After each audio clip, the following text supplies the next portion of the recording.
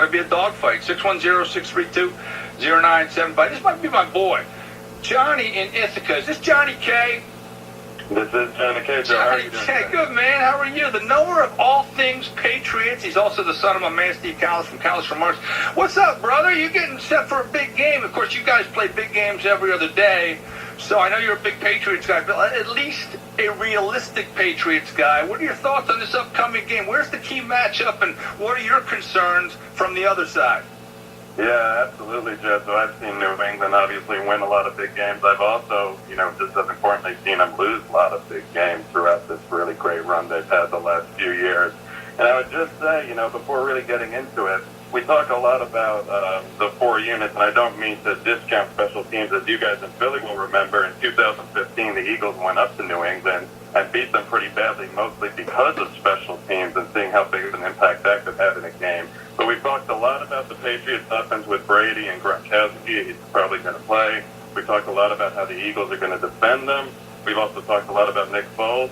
I just want to push a little bit on this thing about the Patriots defense. I've heard them be described as average, as garbage, 28th, 29th in the league or something like that. This is a defense since week 5 that has given up 14.5 points per game.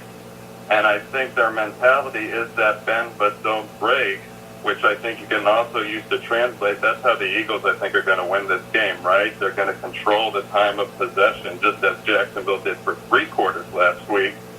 And then hopefully they need to, if you're an Eagles fan, they need to score at the end of those drives instead of settling for field goals or turning balls over. But I do just want to say, and we can talk about some matchups on Patriots defense, they are much better.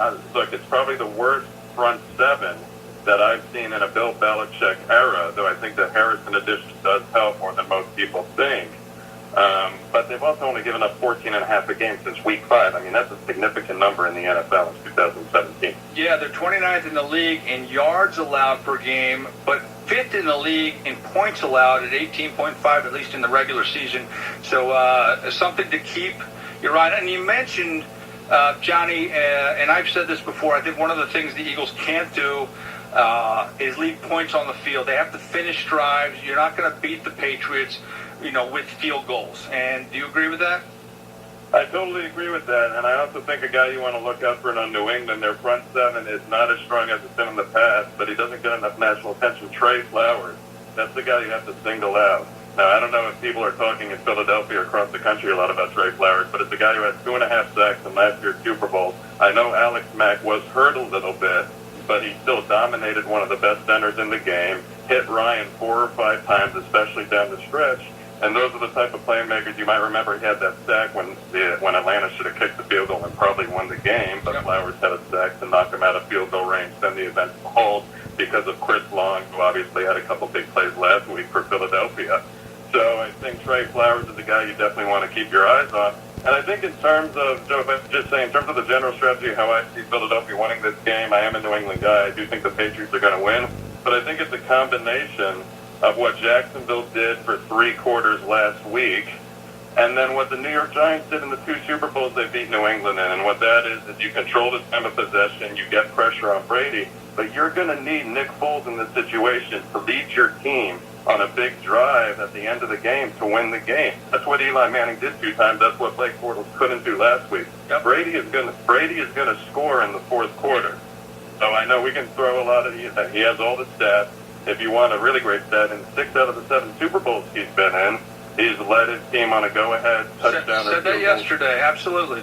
Yeah, and really he did it 4 times in the Atlanta game if you include overtime, 4 different drives, and he did it twice in the Seattle game. But the key is, as in the Giants game, can you withstand that? And in that case it was Eli Manning, but in this case, can Nick Foles? And that's why, in terms of the confidence thing, I think if you're an Eagles fan, you have to really think, do I see Nick Foles driving the team down with under 2 minutes to go to win the Super Bowl? Maybe you guys do. He looked like he could do it last week, but that's a whole different dynamic than anything I think he's faced before, especially against this team.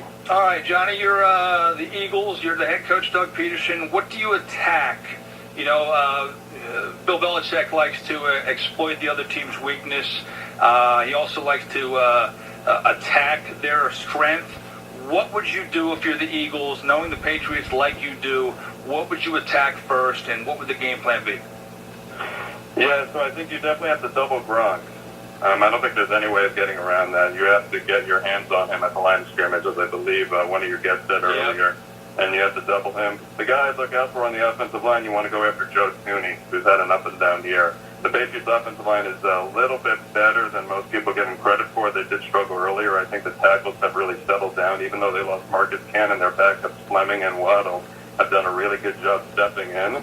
And Nate Soldier is playing like Nate Soldier has played the last few years, which he wasn't doing earlier in the season.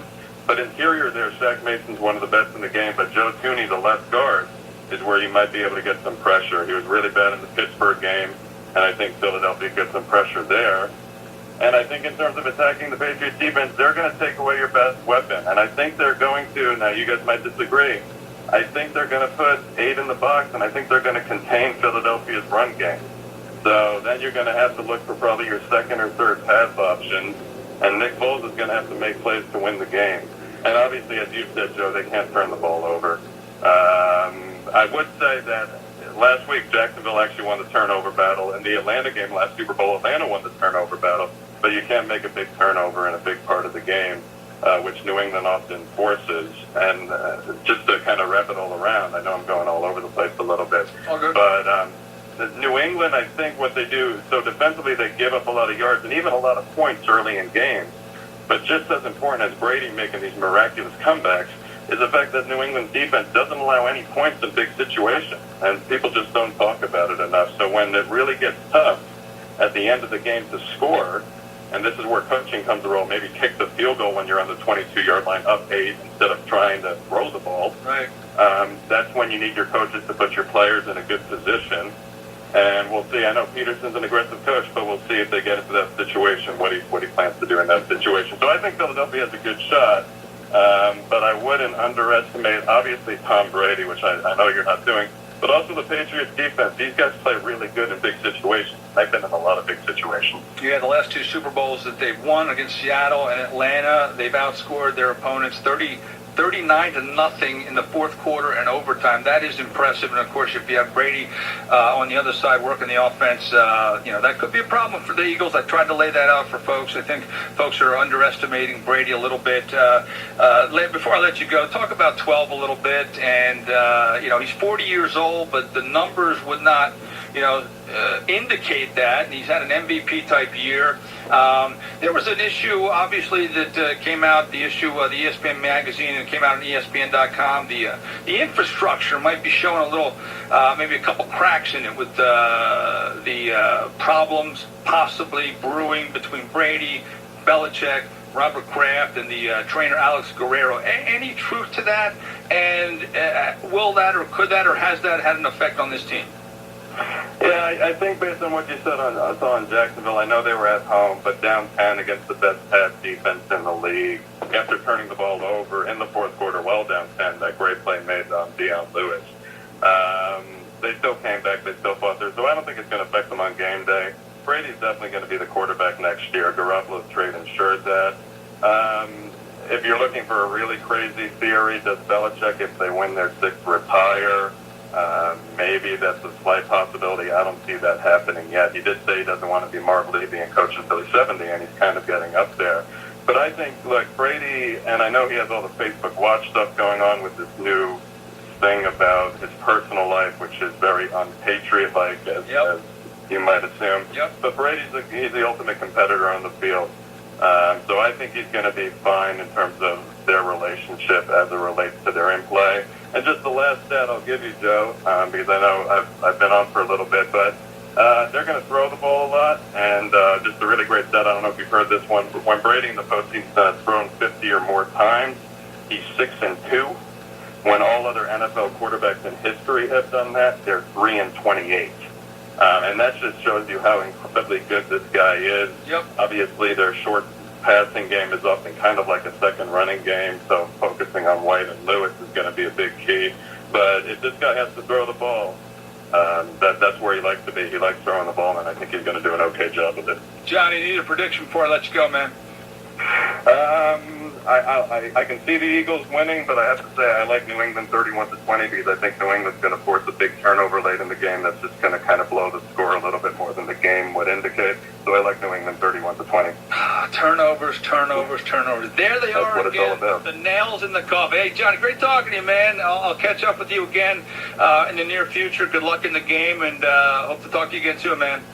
Appreciate you, Joe. Take care now. Bye-bye. All right, thanks, Johnny. Johnny Kallas, son of the great Steve Kallas from Kallas Remarks, giving us the New England side of things and that perspective. Again, he threw out a lot of Brady stats, and it is going to be a major undertaking taking down 12. It's that simple. It's that simple. They have to, forget about Gronk for a while, if you will. Forget about attacking the Patriots secondary or running the ball against their linebacker. It's about 12. That's it.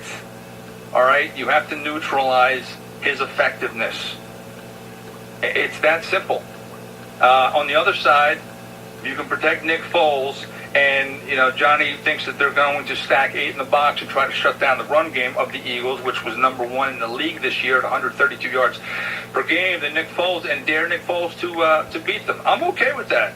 I really am okay with that. I get a little concerned if you get up past the 35 mark. I think Nick Foles' ceiling is about 35 attempts. Once you get into the 40s, and God forbid into the 50s, yeah, you heard that stat. In playoff games, throwing the ball 50 or more times, Brady's 6-2. All other quarterbacks in the history of the National Football League, 3-28. And Nick Foles isn't Carson Wentz. He's not Brady. He's not Aaron Rodgers.